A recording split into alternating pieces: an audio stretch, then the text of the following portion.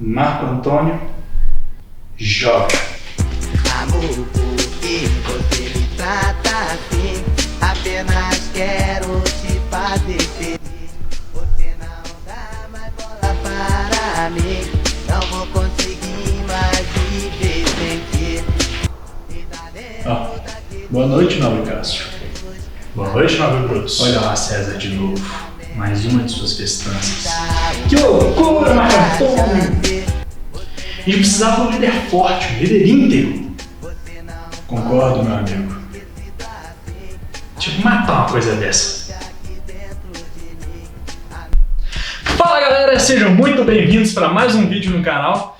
Pessoal, hoje tem um vídeo que eu tava me preparando bastante para fazer, porque foi uma obra que eu gostei bastante de fazer a leitura, de escrever esse roteiro aqui, e ela me requeriu uma boa quantidade de pesquisa que eu queria trazer um conteúdo muito legal. E sem mais delongas, eu quero falar com vocês sobre Júlio César, uma obra de William Shakespeare. Shakespeare é um cara que dispensa qualquer apresentação, né? Principalmente criando esse canal literário aqui, eu tive muita curiosidade de conferir alguma coisa dele. Então, eu acabei optando por Júlio César, porque Júlio César, como vocês podem ver, é uma obra bem fininha. Então, acho que ia ser uma excelente porta de entrada para ler as obras do autor e eu estava certo. Eu li Júlio César e gostei bastante. Fiquei louco ali para conseguir consumir mais obras do William Shakespeare. Mas bem, eu quero falar agora um pouco de Júlio César.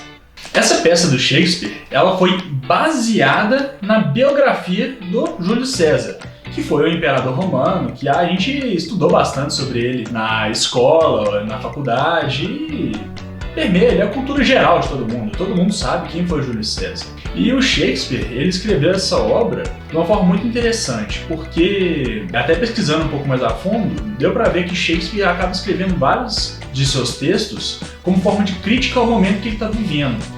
E o momento que ele estava vivendo, o qual ele estava querendo fazer a crítica, foi durante o governo da Rainha Elizabeth na Inglaterra, que era um momento de grande instabilidade política. Primeiro porque a rainha tinha vários opositores, porque muitas pessoas acabavam discordando sobre a legitimidade a qual ela assumiu o trono. E também ela era uma rainha sem herdeiros, então o pessoal estava aflito, sem saber o que ia acontecer com o final da dinastia Tudor. Então foi nesse cenário que o Shakespeare se inspirou para escrever Júlio César. Júlio César também é uma peça que conta muito sobre transição política. Foi um período de Roma nos quais eles estavam saindo da República e entrando no Império. Então a gente consegue traçar esse paralelo no momento que o Shakespeare viveu e o momento da história. A história que o Shakespeare escreveu se passa no ano 1 a.C. E é uma coisa muito interessante falar que, apesar de protagonizar o nome da peça, Júlio César ele é quase que um coadjuvante nessa história. Ele aparece pouquíssimo mesmo. Mas se a história não conta nada sobre as perspectivas de Júlio César, sobre o que ele conta? Ele conta a história através da perspectiva de vários personagens, alguns a favor do governo de Júlio César e outros contra. A favor de Júlio César, nós temos o Marco Antônio e também, mais tardiamente, temos o Otávio. E contra ele, com os principais nomes, a gente tem o Cássio e o famosíssimo Brutus. Mas agora eu vou explicar um pouco para vocês quem realmente foi Júlio César. Júlio César foi um dos maiores líderes militares que a gente teve na história. Ele teve diversas conquistas e ele era um cara muito amado pelo povo durante seu governo. Ele também instaurou o primeiro triunvirato em Roma, no qual ele, aliado a mais duas pessoas, Crasso e Pompeu, conseguiram criar uma estabilidade política muito grande que durou vários anos em Roma. Porém, depois da morte de Crasso e da morte da filha de Júlio César, que era casada com Pompeu, o clima deu uma esquentada e César e Pompeu acabaram entrando em guerra, com César saindo vitorioso nessa história. E assim que César retornou, ele foi instalado o primeiro imperador da República. Então, a gente tem esse cenário no qual César estava se transformando no imperador. Ele tinha poderes praticamente ilimitados dentro de Roma.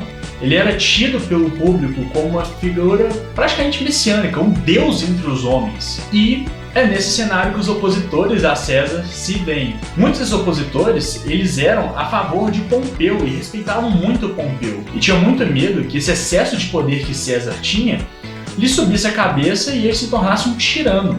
E por outro lado, a gente tem os apoiadores de César, que muitos deles, inclusive o próprio Marco Antônio, ele acha que César seria um excelente governante, independentemente de passar ali alguns limites que a República impunha a ele. E é nesse cenário que começa a história. A história começa com o retorno de César a Roma depois de uma batalha contra os filhos de Pompeu, no qual ele saiu vitorioso. Então Roma inteira está celebrando e está em festa. E nessa festa lá, o próprio Marco Antônio, ele fica tentando oferecer uma coroa para César, mas César fica sempre recusando essa coroa. E Marco Antônio oferece 3 vezes, e 3 vezes César recusa. E olhando de longe, tá ali o Cássio, o Brutus, o pessoal olhando ali aquela comoção toda, realmente injuriado com a situação. E eles começam a se unir e conversar sobre o assunto de uma possível traição. E grande parte da peça a gente acompanha realmente esses conspiradores ali combinando como é que vai ser, se unindo e principalmente as investidas de Cássio para tentar convencer Brutus a entrar no grupo deles.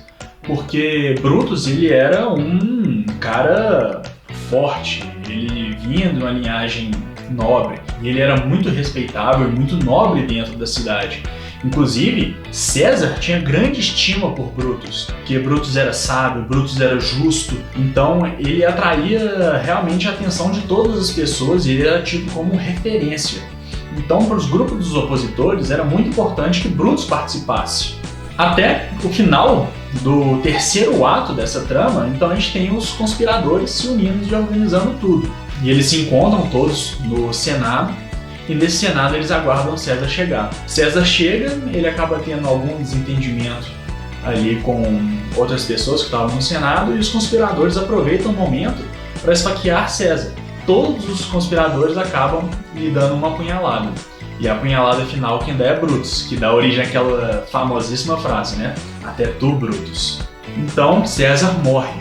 Assim que César morre, os conspiradores estão todos lá no salão ainda, ensanguentados, e Marco Antônio entra. E Marco Antônio vê aquela cena e fica realmente abalado, ele tinha um grande amor por César. Mas os conspiradores tentam convencer Marco Antônio a entrar pro time deles e explicar para eles o porquê que fizeram isso. Então eles conversam com Marco Antônio, então Marco Antônio ele se dá a entender que compreende e acha justificada as ações dos conspiradores. Mas agora eles estão com um grande pepino na mão. Eles têm que contar para o público o que aconteceu. Então Brutus se prontifica a dar um discurso esclarecedor para o público e logo em seguida ele convida Marco Antônio a fazer um discurso em memória de César. Porque uma coisa que é muito importante a gente colocar nessa história é que Brutus não odiava César. Inclusive, no verso do livro, tem uma frase que foi a qual me inspirou a começar por essa história, além do tamanho. Essa frase é: preferiam ter César vivo e morrerem como escravos, ou verem César morto e viverem em liberdade? Porque César foi meu amigo, e eu o choro. Porque ele foi venturoso, eu me alegro. Porque ele foi valente, eu o respeito. Mas porque ele foi ambicioso, eu o matei.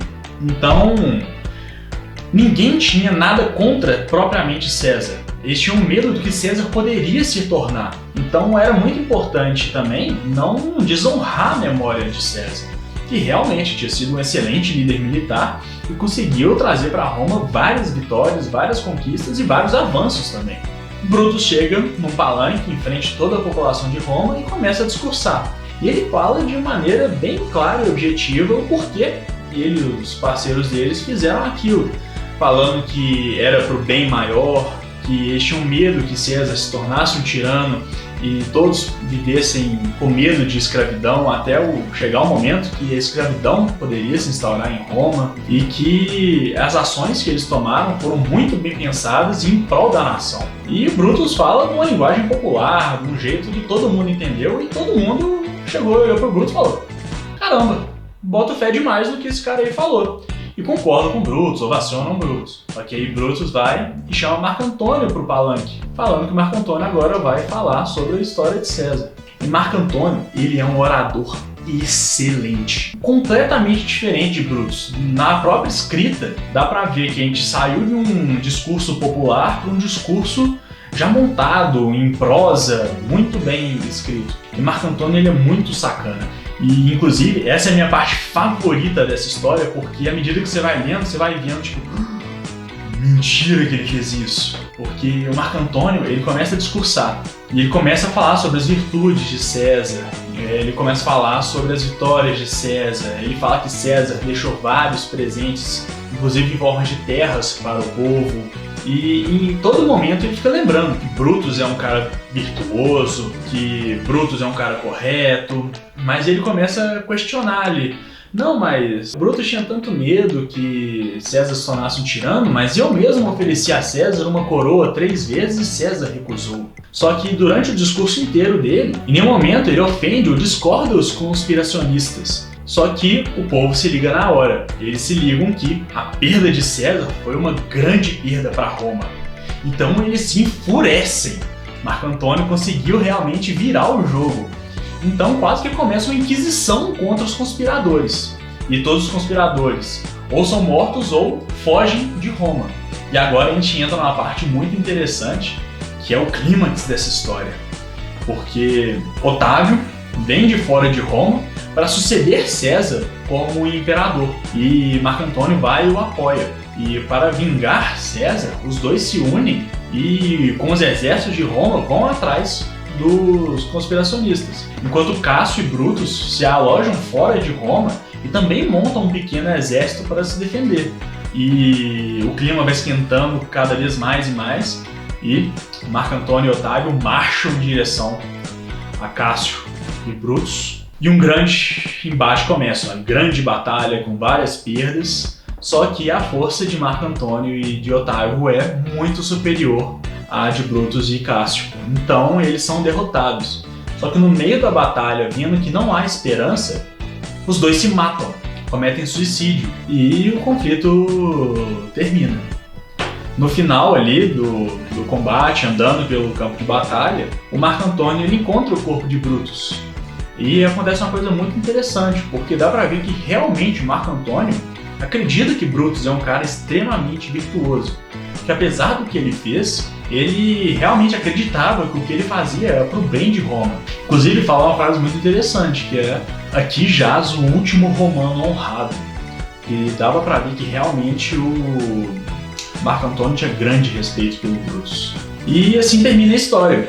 E é uma história que as coisas vão acontecendo numa velocidade muito rápida, só que a todo momento você fica tenso, você fica querendo saber mais.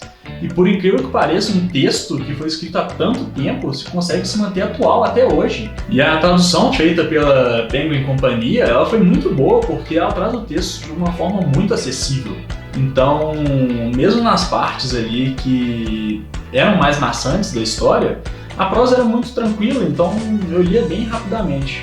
Tem 2 coisas que eu acho muito interessantes endereçar aqui. É porque a história dessa peça ela é contada em verso, não em narrativa que a gente está acostumado a fazer. E os versos que compõem essa história, eles são ali rimados, eles possuem uma estrutura diferente da prosa que a gente está acostumado na leitura comum de ficção. Então foi uma experiência diferente, foi minha primeira experiência lendo algo dessa forma. No início eu estranhei bastante, mas logo que eu fui avançando nas páginas, eu consegui pegar o ritmo e foi embora, sem nenhum problema. Então se você tem algum medo de ler peças, alguma coisa assim, tenta. E eu até recomendo tentar com Júlio César, que é bem curtinho. Eu tenho certeza que você vai gostar. Outra coisa muito interessante que deu pra ver nessa história é porque ela é escrita em forma de teatro. Então, uma coisa que a gente não encontra aqui são muitas descrições, principalmente descrições visuais das coisas. Porque o espectador dessa peça, ele conta não só com o texto, mas com a imagem que é trazida no palco, com os cenários, os figurinos, os próprios atores. Então aqui a gente não tem descrição de como são os lugares, não tem descrição de como são os personagens, não tem descrição de como é que eles são vestidos, como eles se movimentam direito, mas que nem eu disse anteriormente, no início é muito estranho, mas logo em seguida você vai se acostumando e isso não vira nenhum problema. Essa aqui realmente foi uma excelente porta de entrada para mim. Esse aqui é um livro muito curtinho. E os textos de apoio que tem nessa edição daqui, eles são muito bons e te ajudam a entender um pouco mais do contexto. E tem várias questões adicionais que são colocadas nos textos de apoio aqui, que ajudam bastante na compreensão geral da obra. Então eu recomendo bastante essa edição. Essa aqui é uma história que dá para ler tranquilamente em um dia. Você pegar um sábado, um domingo ali, dá para matar esse cara aqui bem rapidinho. E sinceramente eu acho que é uma história que todo mundo deveria ler. Shakespeare não é um fenômeno histórico mundial, cultural que é desde que ele começou a escrever à toa. O cara realmente é muito bom. Eu acho muito importante a gente, como leitor, conhecer um pouco mais sobre essas obras tradicionais que acabaram firmando o caminho pelo qual os vários autores que nós lemos e amamos trilharam. Mas bem, galera, eu quero saber de vocês agora o que vocês acharam dessa história, se vocês vão dar uma chance para a leitura de Shakespeare e também saber se vocês já leram. No momento de gravação desse vídeo aqui, eu já concluí a minha leitura de Romeu e Julieta e eu já estou trabalhando no vídeo que eu vou lançar muito em breve sobre ele. E eu queria pedir para você, se gostou do vídeo, deixar um like, se inscrever no canal se não é inscrito, ativar o sininho para receber a notificação sempre que sair vídeo novo aqui no canal. E também eu gostaria de lembrar vocês que nós temos um Instagram do canal, sim. E lá no Instagram eu acabo postando vários conteúdos diferenciados e várias resenhas de livro que acabam não chegando aqui no canal. E lá eu consigo atualizar vocês de uma forma muito mais rápida de como estão as minhas leituras e também é possível a gente ter um contato um pouco mais próximo. Eu estou querendo começar um projeto de leituras coletivas e é por lá que a gente vai acabar decidindo bastante coisa. Então não se esquece de procurar a gente lá no Instagram, é @pela.capa. Bem, galera, o vídeo fica por aqui e até a próxima!